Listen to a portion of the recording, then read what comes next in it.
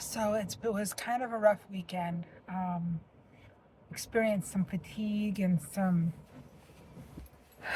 what would you call yesterday?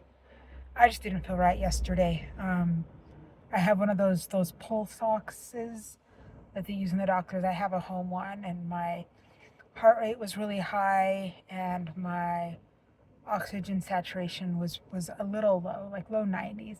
They like to see a high 90s.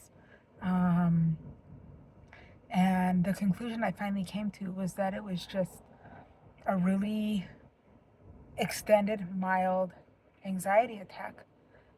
If you're familiar with the book, The Body Keeps the Score by Bessel van der Kolk, great book. Kind of a heavy, it's a lot more. It's written a lot more academically, um, but the basic idea is that when you've been through trauma, your body can remember trauma dates, even though your mind doesn't actively remember them.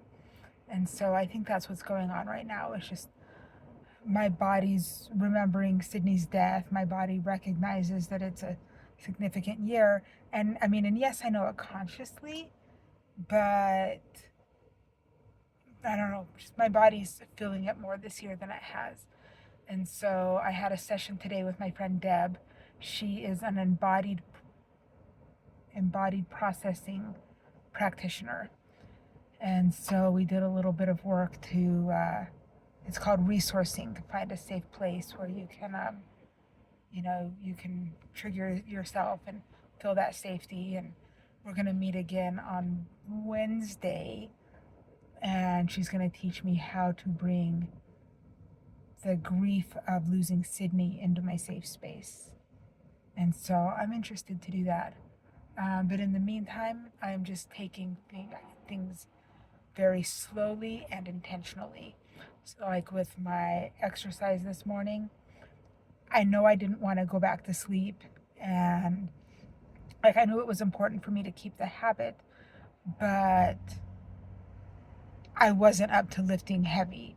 And so I worked out with like 3 pound weights. And, I don't have much of an appetite. And so I'm just eating whatever sounds good right now, even if it's not, enough protein or whatever.